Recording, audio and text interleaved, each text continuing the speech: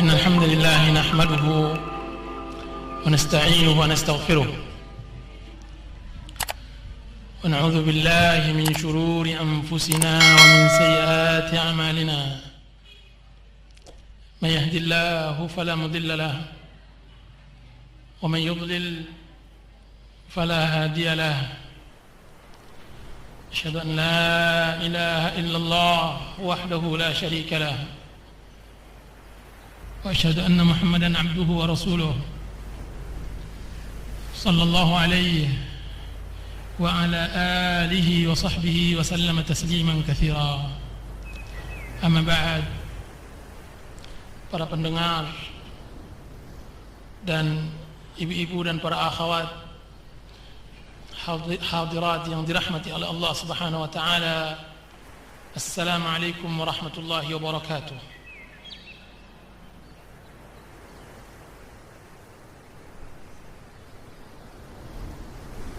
Di sore hari yang berbahagia ini, kita panjatkan puja-puji syukur kita kepada Allah Azza wa Jalla, yang mana Allah Subhanahu wa taala telah menganugerahkan nikmat karunia yang besar kepada kita. Salawat serta salam kita panjatkan kepada Nabi Muhammad sallallahu alaihi wasallam yang telah mengantarkan manusia ke jalan hidayah dan telah mengajarkan akhlak, adab dan cara berbakti kepada orang tua. Ibu-ibu dan para akhwat yang dirahmati oleh Allah Subhanahu wa taala,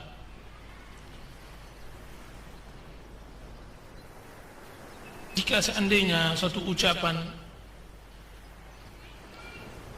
diterima oleh telinga, maka ucapan hati diterima oleh hati. Ucapan yang keluar dari kalbu akan diterima oleh kalbu juga. Dan tidak ada ucapan yang ikhlas, ucapan yang bersih, sebagaimana ucapan yang dituliskan dari hati dan kalbu yang ikhlas. Maka sore hari ini kita akan mendengarkan ucapan yang disampaikan dan dituliskan oleh seorang ibu kepada anaknya, yang kita beri judul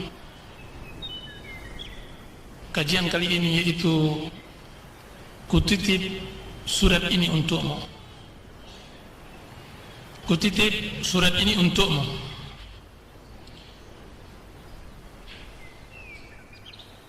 Yaitu seorang ibu menuliskan suratnya kepada anaknya yang telah dewasa, yang telah membangun rumah tangga, yang telah mendapatkan pendamping hidup, yang telah merasakan kehidupan yang baru. Seorang ibu tersebut menuliskan suratnya dengan air matanya, dengan hatinya, kemudian dia titipkan kepada anaknya. Surat seorang ibu kepada anak adalah surat yang sangat luar biasa. Surat yang ditulis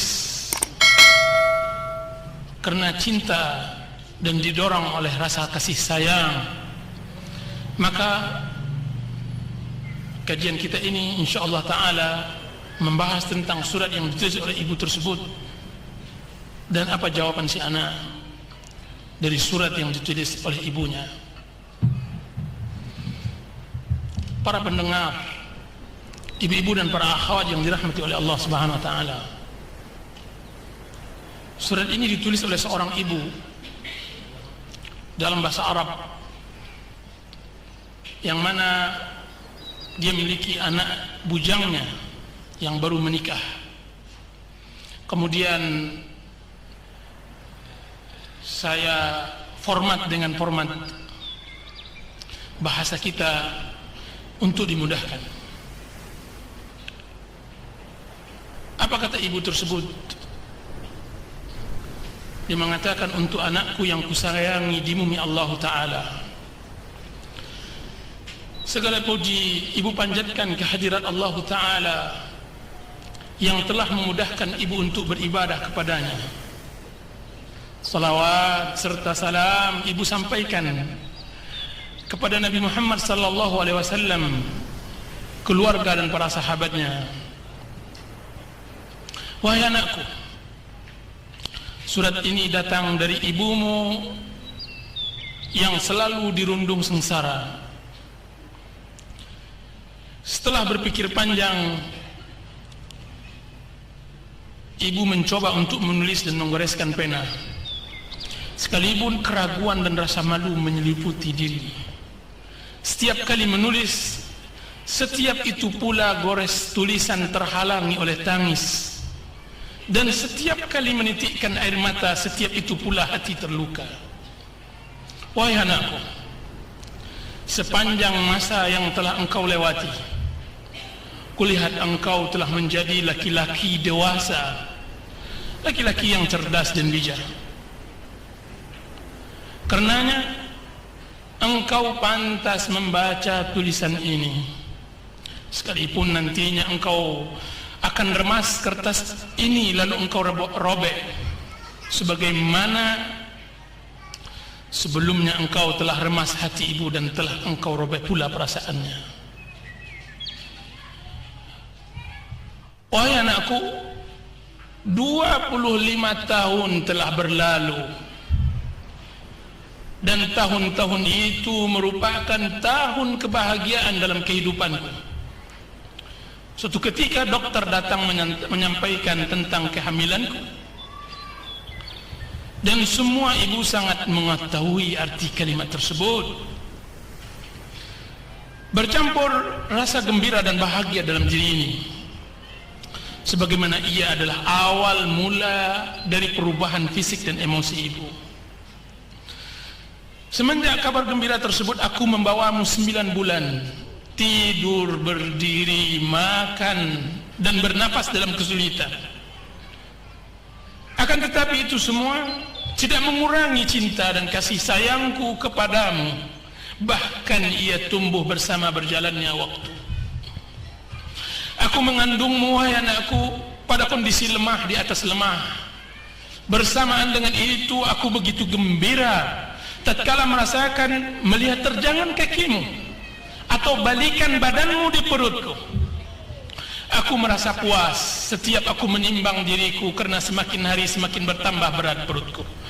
Berarti dengan begitu engkau sehat walafiat di dalam rahimku, anakku. Penderitaan yang berkepanjangan menderaku sampailah tiba pada fajar pada malam itu, yang aku tidak bisa tidur sekejap pun. Aku merasakan sakit yang tidak tertahankan dan rasa takut yang tidak bisa dilukiskan. Sakit itu berlanjut sehingga membuatku tidak lagi dapat menangis. Sebanyak itu pula aku melihat kematian di hadapanku. Hingga tibalah waktunya engkau keluar ke dunia, engkau lahir. Bercampur air mata kebahagiaanku dengan air mata tangismu. Ketika dia lahir, ketika engkau lahir, menetes air mataku. Mata bahagia, air mata bahagia. Dengan itu semua sirna keletihan dan kesedihan. Hilang semua sakit dan penderitaan. Bahkan kasihku kepadamu semakin bertambah. Dengan bertambah kuatnya sakit, aku raih dirimu sebelum aku meraih minuman. Aku peluk cium dirimu sebelum meneguk satu tetes air yang ada di kerongkonganku. Wahai anakku, telah berlalu tahun dari usiamu. Aku membawamu dengan hatiku, memandikanmu dengan kedua tangan kasih sayangku. Saripati hidupku kuberikan kepadamu. Aku tidak tidur demi tidurmu, berletih demi kebahagiaanmu. Harapanku pada setiap harinya agar aku selalu melihat senyumanmu. Kebahagiaanku setiap saat adalah permintaanmu agar aku berbuat sesuatu untukmu. Kebahagiaanku setiap saat adalah setiap permintaanmu yang aku akan bisa berbuat untukmu. Itulah kebahagiaanku. Lalu berlalulah waktu. Hari berganti hari, bulan berganti bulan, tahun berganti tahun. Selama itu pula aku setia menjadi pelayanmu yang tidak pernah lalai, menjadi dayangmu yang tidak pernah berhenti, menjadi pekerjamu yang tidak pernah lelah, mendoakan selalu kebaikan dan taufik untukmu. Aku selalu memperhatikan dirimu hari demi hari hingga engkau menjadi dewasa. Badanmu yang tegap, ototmu yang kekar, kumis dan jambang tipis telah menghiasi wajahmu, telah menambah ketampananmu, wahai anakku. Tatkala itu aku mulai melirik.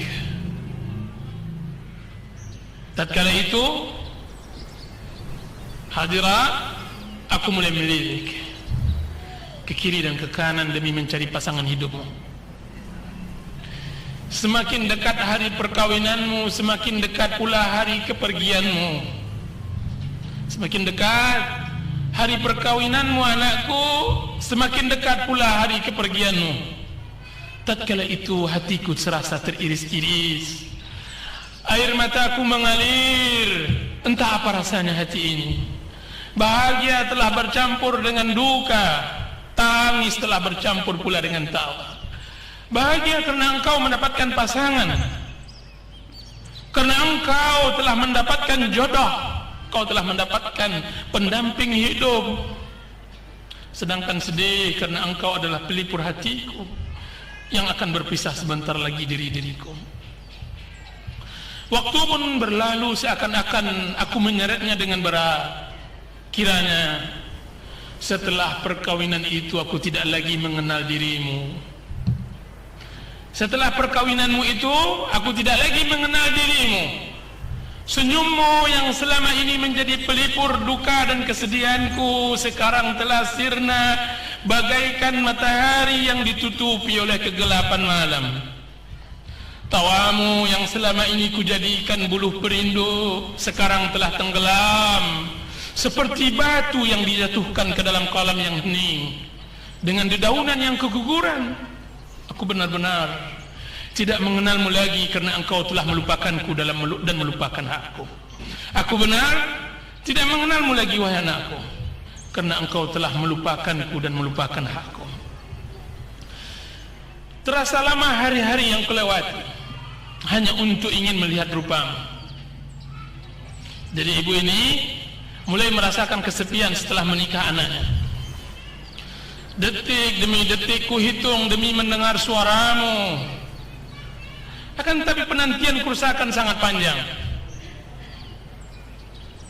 Aku selalu berdiri di pintu hanya untuk melihat dan menanti kedatanganmu. Setiap kali berdiri di pintu aku menyangka bahwa engkaulah orang yang datang itu. Setiap kali telepon berdering aku merasa bahwa engkau yang akan menelponku.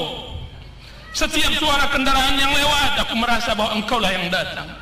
Akan tetapi semua tidak ada. Penantianku sia-sia dan harapanku hancur berkeping. Yang ada hanya keputusasaan, yang tersisa hanya kesedihan dari semua. Yang tersisa hanya kesedihan dari semua keletihan yang selama ini kurasakan. Sambil menangisi diri dan nasib yang memang telah ditakdirkan olehnya. Anakku, ibumu tidaklah meminta banyak. Ia tidaklah menagih kepadamu yang bukan-bukan. Yang ibu pinta kepadamu,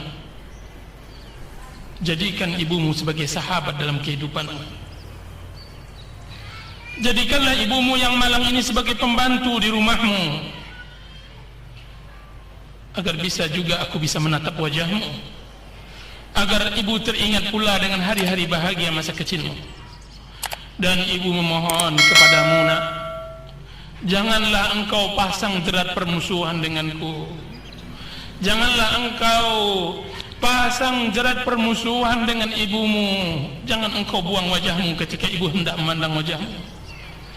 Yang ibu tagih kepadamu, jadikanlah rumah ibumu salah satu tempat persinggahanmu, agar engkau dapat sekali-kali singgah ke sana sekalipun hanya 1 detik. Jangan jadikan ia sebagai tempat sampah yang tidak pernah engkau kunjungi, atau sekiranya terpaksa engkau datang sambil engkau tutup hidungmu dan engkau pun berlalu pergi. Anakku, telah bungkuk pula punggungku, bergemetar tanganku, karena badanku telah dimakan oleh usia dan telah digerogoti oleh penyakit. Berdirinya seharusnya telah dipapah, duduk pun seharusnya dibopong. Akan tetapi yang tidak pernah sirna, anakku, adalah cintaku kepadamu. Masih seperti dulu, masih seperti lautan yang tidak pernah kering, masih seperti angin yang tidak pernah berhenti. Sekiranya engkau dimuliakan satu hari saja oleh seseorang, sekiranya engkau dimuliakan satu hari saja oleh seseorang, niscaya engkau akan balas kebaikan dengan kebaikan. Sedangkan ibumu, mana balas budimu, mana balasan baikmu? Bukankah air susu seharusnya dibalas dengan air serupa? Bukan sebaliknya air susu dibalas dengan air tuba?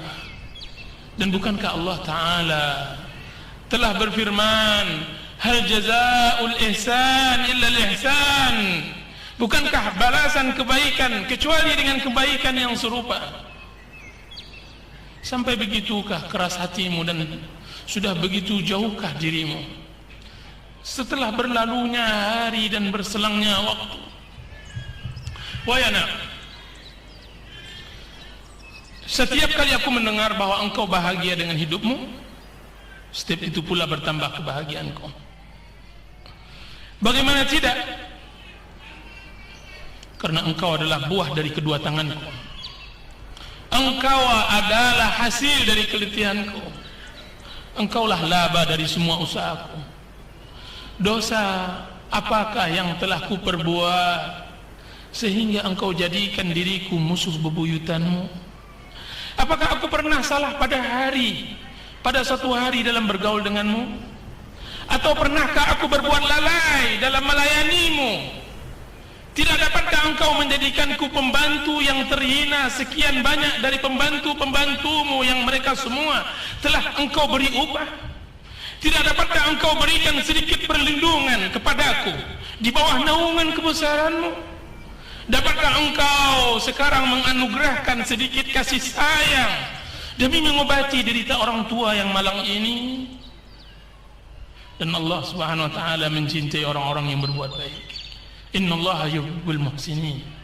Innallaha yuhibbul muhsinin. Wahai anakku, aku hanya ingin melihat wajahmu dan aku tidak menginginkan yang lain. Wahai anakku, hatiku terasa teriris, air mataku mengalir, sedangkan engkau sehat walafiat. Orang-orang sering mengatakan bahwa engkau adalah laki-laki yang supel, dermawan dan berbudi. Anakku, apakah hatimu tidak tersentuh terhadap seorang wanita tua yang lemah, binasa dimakan oleh rindu, berselimutkan kesedihan dan berpakaian kedukaan?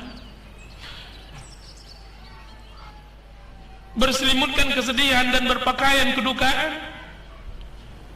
Tidakkah hatimu tersentuh terhadap seorang wanita tua yang lemah, binasa dimakan oleh rindu, berselimutkan kesedihan dan berpakaian kedukaan? Kenapa? Tahukah engkau itu?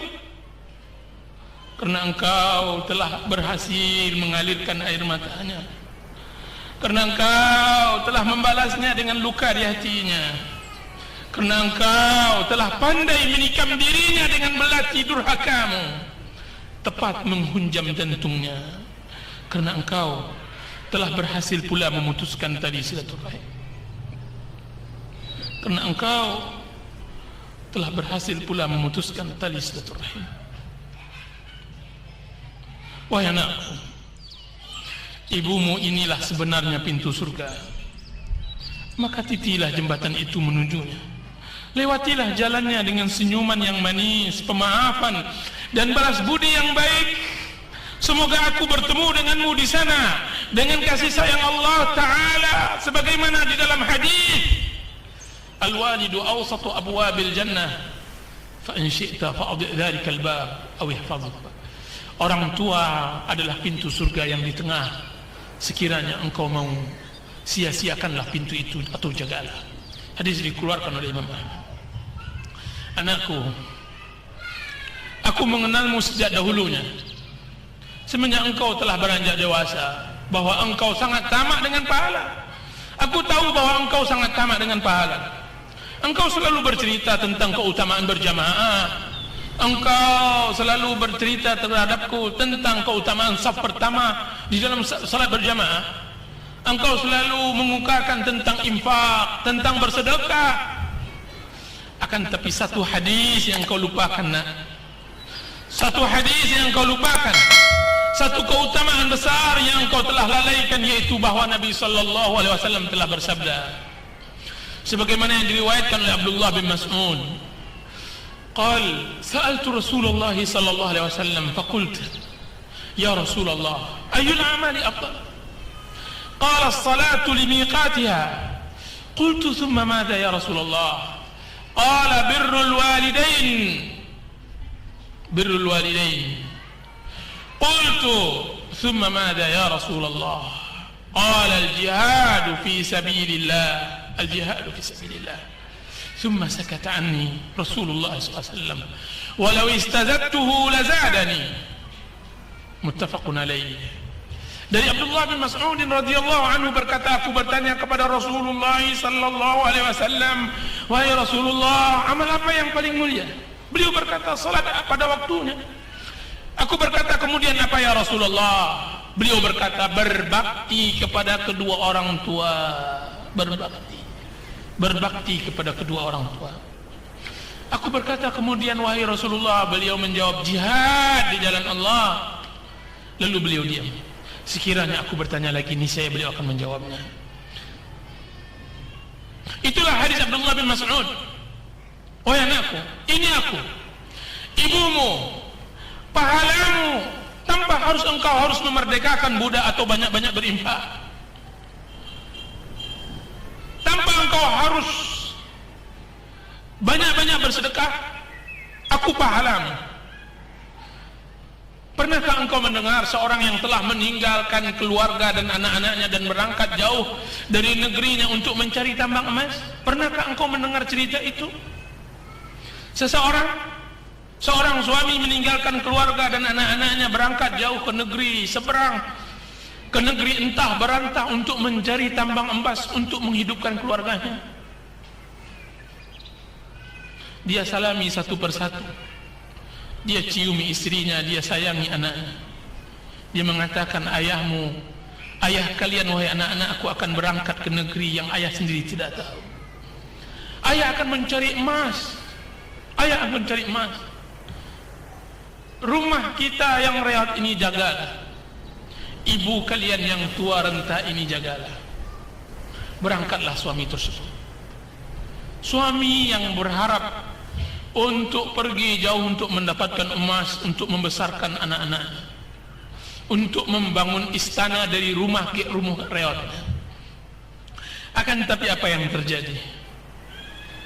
Setelah 30 tahun dalam perantauan, yang ia bawa hanya tangan hampa dan kegagalan. Dia gagal dalam usahanya. Pulanglah ia kembali ke gunung, ke kampungnya. Sampailah ia ke tempat dusun yang selama ini ia tinggal. Apalagi yang terjadi di tempat itu? Setibanya di tempat lokasi rumahnya, kilanya matanya terbelalak. Ia melihat tidak lagi gubuk reot yang ditempati oleh anak-anak dan keluarganya. Akan tetapi dia telah melihat sebuah perusahaan besar tambang emas yang besar. Jadi dia mencari emas jauh ke negeri orang. Kiranya orang mencari emas dekat di tempat dia tinggal. Itulah perumpamaanmu dengan kebaikan anakku. Engkau berletih mencari pahala. Engkau telah beramal banyak, tapi engkau telah lupa bahwa di dekatmu ada pahala yang maha besar. Di sampingmu ada orang yang dapat menghalangi atau mempercepat amal. Di sampingmu, ibumu adalah orang yang dapat menghalangimu untuk masuk surga atau mempercepat amalmu. Bukankah ridhaku adalah keridhaan Allah? Dan bukankah murkaku adalah kemurkaan Allah juga, wahai anakku? Anakku, aku takutkan engkaulah yang dimaksudkan oleh Nabi Muhammad sallallahu alaihi wasallam. Engkau yang dimaksudkan oleh Rasulullah sallallahu alaihi wasallam di dalam hadisnya, raghima ampoh, celaka anak, celaka seseorang. Man ya Rasulullah? Siapa ya Rasulullah? Man adraka walidayhi indal kibar ahaduhuma aw kilayhuma thumma lam yadkhul jannah. Celaka seseorang anak.